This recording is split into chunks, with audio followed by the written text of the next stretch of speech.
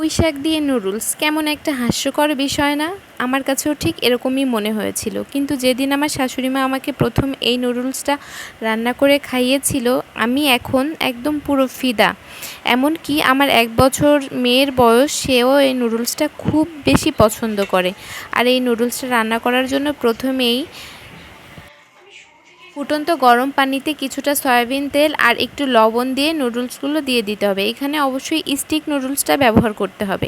এরপরে ৪-৫ মিনিট ফুটিয়ে নেয়ার পরে সুন্দর করে ছাঁকনিতে ছেঁকে নিতে হবে। ঠান্ডা পানি দিয়ে ধুয়ে ঠান্ডা করে নিতে হবে। এরপরে কড়াইতে দিয়ে দিলাম ২টা ডিম। এই ২টা ডিম আমি স্ক্র্যাম্বল করে নিব। এটা করার পরে আমি দিয়ে দিব কড়াইতে আবারও তেল। এরপরে দিয়ে দিলাম কিছু পেঁয়াজ আর কিছু কাঁচামরিচ ফালি। এগুলো খুব ভালো করে একটু ভাজা ভাজা করে নিতে হবে।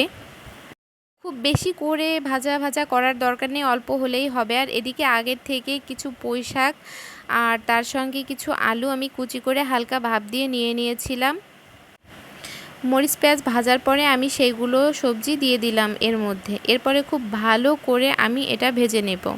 অনেক বাচ্চা বা বড় মানুষ আছে যারা সবজি খেতে পছন্দ করে না। তাদের যদি এভাবে একটু সবজি রান্না করে দেয়া যায় নুডলসের সঙ্গে, তাহলে নিমিষেই ১ প্লেট একদম শেষ।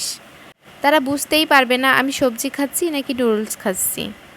এই সবজির মধ্যে পরিমাণ মতো লবণ আমি দিয়ে দিয়েছিলাম। আর সবজিগুলো থেকে যখন তেলটা ছেড়ে দিবে, তখন আমি আগে থেকে সিদ্ধ করা নুডলসগুলো এর মধ্যে দিয়ে দিব। এরপরে খুব ভালো করে প্রত্যেকটা সবজির সঙ্গে মিশিয়ে নিতে হবে। একটু সময় নিয়ে যদি সব কিছু মেশানো হয়, তাহলে খুব ভালো করে সবজির সঙ্গে মিশে যাবে। এরপরে আমি আগে থেকে যে ডিমটা স্ক্রাম্বল করে রেখেছিলাম, সেই ডিমগুলো আমি দিয়ে দিলাম নুডলস এবং সবজির মধ্যে। এরপরে খুব ভালো করে আমি এটা নেড়েচেড়ে মিশিয়ে নেব। আর এরপর আমি কিছু সময় রান্না করে নিব। এর মধ্যে আমি অন্য কোনো বাড়তি কোনো কিছুই ব্যবহার করিনি। আর বিশ্বাস করেন ভাইরে ভাই, এটা খেতে এত বেশি মজা! চাইলে বাসায় আপনারা একবার ট্রাই করে দেখতে পারেন। দেখবেন বুড়ো থেকে গুঁড়ো সবাই খুব বেশি পছন্দ করেছে। আর রেসিপিটি যদি ভালো লাগে অবশ্যই আমাকে কমেন্ট বক্সে জানাবেন এবং বাসায় একবার হলেও ট্রাই করবেন। চাইলে আপনারা এটা সন্ধ্যার নাস্তায় কিংবা সকালে করে দিতে পারেন। একদম আত্মা তৃপ্তি করে খাবেন ইনশাল্লাহ।